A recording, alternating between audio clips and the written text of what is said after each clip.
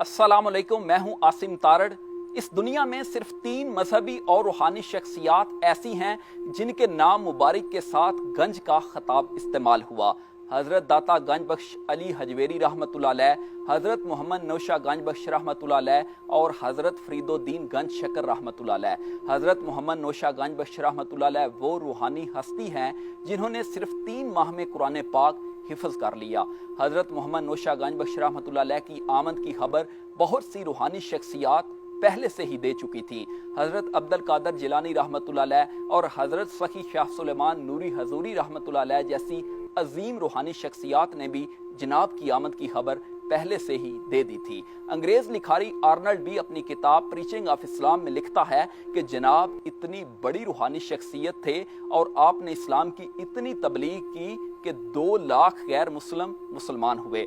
हज़रत मोहम्मद नौशा गंज बख्श रहमतुल्लाह अलैह के पर्दा फरमाने के कई सालों बाद जब दरिया के पानी की वजह से जनाब के दरबार मुबारक को दूसरी जगह मुंतकिल किया गया तो लाखों लोगों ने ये देखा कि जनाब का चेहरा मुबारक तरोताज़ा था और आप रहमतुल्लाह अलैह जैसे आराम फरमा रहे हैं। आप रहमतुल्लाह अलैह का जस्द अतहर मुबारक ऐसे ही था जैसा कि जनाब के पर्दा फरमाने के वक्त था। आप रहमतुल्लाह अलैह की पैदाइश 1605 ईस्वी में बरोज इतवार यकम रमजानुल मुबारक को मोजा घूगा वाली में हुई। जनाब के वालिद मुहतरम का नाम हजरत अलाउद्दीन रहमतुल्लाह अलैह था जिन्होंने 7 हज पैदल अदा किए। जनाब की वालदा मोहतरमा का नाम बीबी जियोनी था। जनाब के अबाउ जदाद का ताल्लुक जेहलम के नज़दीक इलाका पिन्ननवाल से था।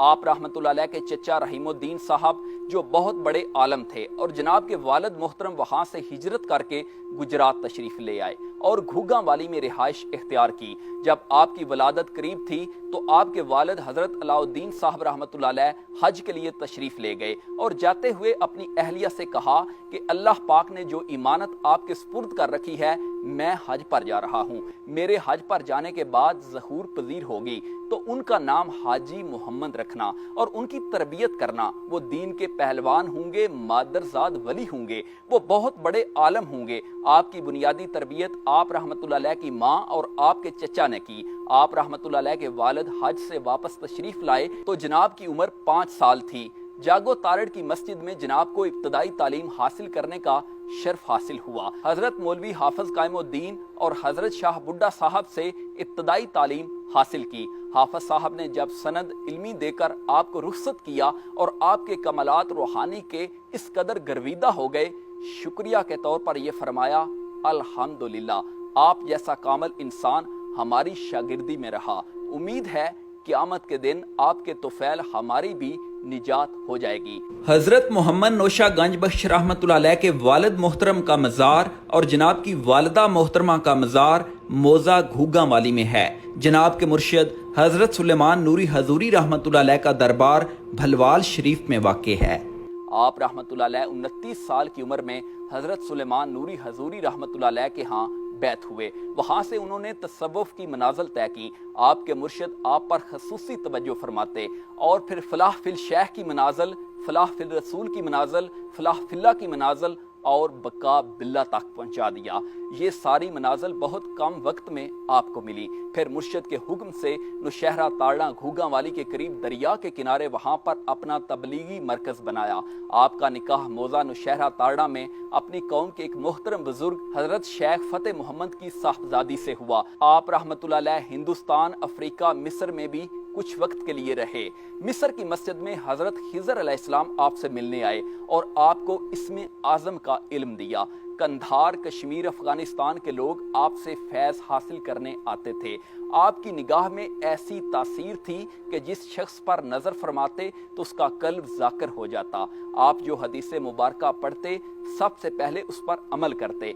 आप मादरजाद वली थे, जिसका मतलब ये होता है कि लाले की हिना बंदी फितरत खुद करती है। तिब्बे यूनानी हिकमत में भी आप बाकमाल हकीम थे। आप अलूमे ज़ाहिरी और बातनी के जामे थे। शायर भी बहुत कमाल थे। शरीयत पर बहुत किताबें लिखी। इसके अलावा अरबी में शायरी की, फारसी में की, पंजाबी में की। आप रहमतुल्लाह अलैह के 6 वाज पंजाबी में छप चुके हैं। आप रहमतुल्लाह अलैह पंजाबी नसर के बानी हैं। उर्दू का पहला दीवान गंज शरीफ आपने लिखा।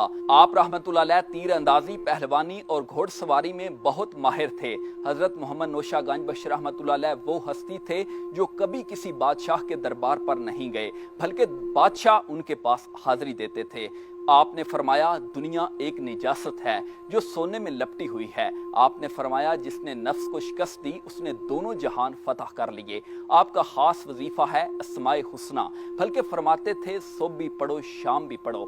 हर साल हाड़ की दूसरी जुमेरात जनाब के उर्स मुबारक की तकरीबात होती हैं। ये पाकिस्तान का तीसरा बड़ा उर्स होता है। बड़े बड़े गद्दी नशीन और मुल्क के हुक्मरान दरबार शरीफ पर हाजिरी देना अपने लिए बायसे अकीदत समझते हैं। अकीदत में लोग दरबार शरीफ पर दिए जलाते हैं, गुलाब के फूल, चादरें और मिट्टी के घड़ों पर खूबसूरत फूल लगा कर लाते हैं। लंगर का इंतज़ाम वसी तरीन होता है। सिलसिला कादरिया की बाकी रूहानी शख्सियात पीर सैयद असगर शाह साहब रहमतुल्लाह अलैह और पीर सैयद सफ्तर शाह साहब रहमतुल्लाह अलैह के दरबार जनाब के दरबार से चंद कदम के फासले पर वाक़े हैं।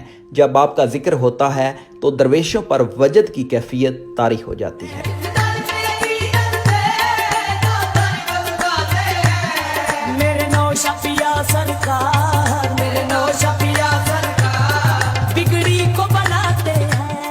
आप रहमतुल्लाह अलैह पर बचपन से ही वलायत का ज़हूर और करामात का ज़हूर था।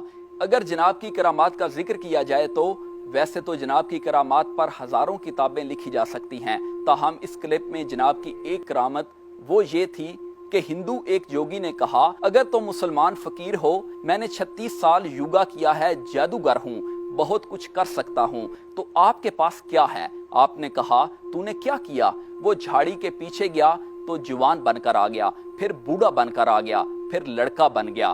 नौशा पाक रहमतुल्लाह अलैह ने कहा, तुमने आज तक यही किया?